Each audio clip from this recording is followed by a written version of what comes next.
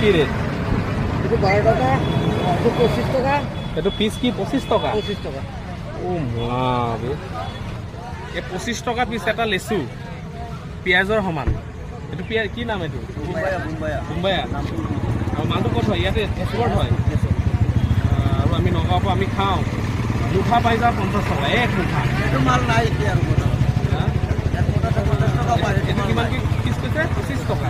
আৰু এইটো পিচ 10 টকা। এইটো কেনেকুৱা পিচ? 10 টকা ধৰিম, 10 টকা। এক পিছত 10 টকা। চাচোন। হা? লেচুৱে আৰু হা? গুল্লা ৰসগোল্লা।